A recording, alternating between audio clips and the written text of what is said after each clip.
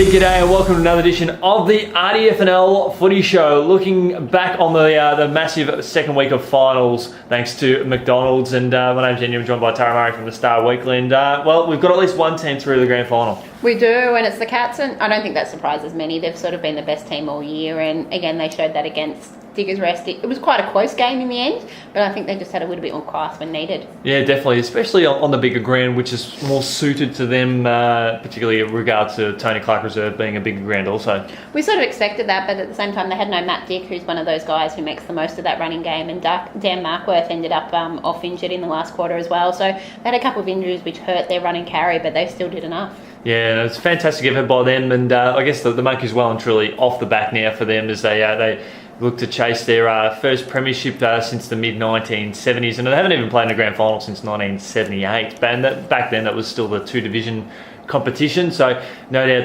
they'll be getting very, very excited about that. It is, and I was in the rooms after the game there, and you could see the excitement from everyone there. That it's sort of, they've had so many hard times. The club folded for a year in the early, not that long ago. Yeah, they were part of the Naughties. So yeah, and they've fought back, they've stuck, and a lot of people are stuck by that club, and you can see that, and it's great reward for all of those players and supporters and club members and all of that sort of thing. Game itself, Tara, I think the Burrows, they burst out of the blocks, and the Cats had to come from behind again against the Burrows. It was, and it was sort of a weird game because the team that was kicking with the wind didn't necessarily have control of the game to start with. Diggers Rest was kicking against the wind, and they kicked the first couple of goals, and then the Cats bounced back and had scores level at quarter time, and then it was Macedon that did the damage in the second quarter, kicking against the wind, and that was sort of the difference in the game. They led by 13 points at half time, and they looked good, and then they sort of extended that a little bit at three-quarter time, and you thought, could the Burrows bounce back? At that point, they'd only had 3 goal kickers for the game, so Burrows was struggling to find options up forward, and in the end it got pretty close, and probably could have been closer. I think there was a really, really good opportunity for the Burrows to get within a goal.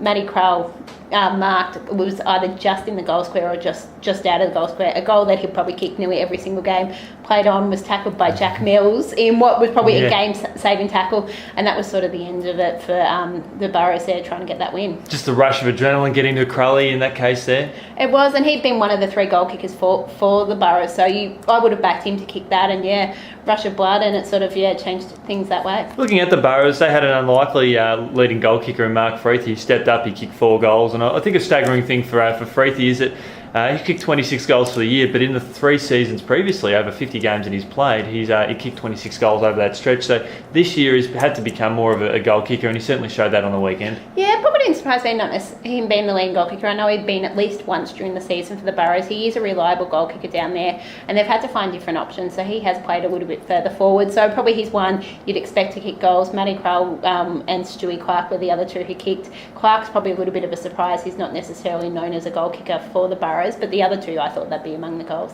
Yeah, it's certainly it's a lot for Diggers to sort of, I guess, regather themselves. They've got another opportunity, which is great for them. But for the Cats, their free-flowing attacking brand of footy couldn't really be executed on the weekend, but that's the pressure of finals footy as well, whereas Diggers Rest, it works better for them to have a good, close, low-scoring contest, and unfortunately for them, it couldn't get them over the line. No, they couldn't, and in the end, you mentioned the Cats couldn't quite get their running game flowing, but when they could, they looked good, and they had that. I think they had that little bit extra class. They had the opportunities. I think Aaron McConnell got a lot of the ball, but he missed quite a few shots on goal. So if he had a kick, them would have been different, and he added a bit of that class. But you look, it was their experienced campaigners for the Cats. You look, James Wright was best on ground. You've got the skipper who's been through it all. He missed last year. He's come back, and he was better. He kicked 2 goals. He was influential in the first goal of the last quarter as well, which sort of opened that lead up a little bit more. So you look at that. Casey Somerville was another one that was really good for them. Fantastic. And, the Burrows now go on to play the winner of Rupertswood Riddle, and Rupertswood on Sunday at Romsey Park. They withstood the Bomber Hurricane and to record a famous win, a 20-point win. It was to some degree. It was a little bit similar to last week for Rupertswood.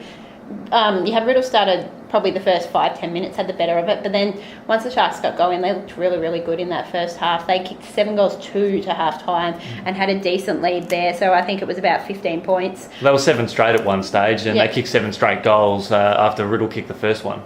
It was, and the Sharks looked really good. We thought last week they looked really good in the first half. It was the case again this week, so really, really good that way. But then after half time, the Sharks couldn't kick straight. Yeah. They went from one extreme to the other. So you've got... Particularly Sean Hetherington, I think he kicked 5 points or something to that effect in the second half. And that's what Fitzy mentioned, that a couple of them were pretty easy shots that he'd normally kick. So that sort of put the pressure back on the Sharks, because in that third quarter they kicked 5 points. The Bombers kicked 2 goals. They sort of closed the gaps. And then they kicked the first couple of the last quarter, and the Bombers looked like they had the run. I thought they were going to run over the top of them. But the Sharks steadied, and they got 1 goal in that last quarter through Lockie Muir, who was the best for the Sharks on the day. And that sort of steadied, and they did the job. They got over the line. They didn't really have to shut down the game, which they could have if they needed to. So it was really strong for them. Big turning point in the game, and I spoke to Jamie Elliott after the game, and I felt sorry for him. But Brenton Stancombe had a shot from goal, almost dead in front, about 25 metres out. He kicks that goal. It's 9 points in margin early in the last quarter, and as you say, they've had the run on. They would have perhaps gone on and caused a little bit more damage. He misses. It's around the 14-point mark, and then, as you say, that goal that Lockie Muir kicked ended up sealing the deal. It is, and and it gets the monkey off the back for Rupert Wood. I was going to say, they probably don't like talking about it, but the fact was they hadn't won a senior final since they'd come back to the RDFL. So that gets the pressure off, and you could see that in the rooms after the game. There was a lot of relief, not just joy, but a lot of relieved players, supporters, coaching staff and that. Do you think they would have got sick of hearing about it? Yes. Yeah. I can imagine, because that's been the focus the last few years. We've talked about it for how many weeks that Rupert Wood hasn't won a final. So for them, that's the pressure off them as well. Obviously, look, they'd love to win another couple of finals, and I think they do have the possibility they could do that. But we sort of see the three best teams through to the last 3 of the season. Oh, definitely. I had a chat to Fitzy pre-game on a particular radio station, and he famously let me know his thoughts about that streak, and one of the great interviews I've ever done, and I say that loosely, but it goes to show that they were just focused, and I think that when the pressure was on, they regained their focus and held firm to win the game. And one of the big losses that'll come out of the game, Dylan Podolzak coming away with an injured hand, either a fracture or a break. So that was a thoughts go with him. Hopefully, the right things might happen if they win their way through to a grand final. He might be able to get himself back up for that. I think Fitzy was saying he'll probably be gone for the season. It's the second time he's broken his hand this season. He broke his other hand earlier in the year. And it's going to be a big loss for them. He's probably the lesser known of the 2 Podolzaks. His brother Todd is obviously a star down forward, but Dylan's been really, really important for them. He kicks vital goals at vital times and provides them with that run around the half forward line. Yeah, certainly a big loss for them, but a big win there for the Sharks.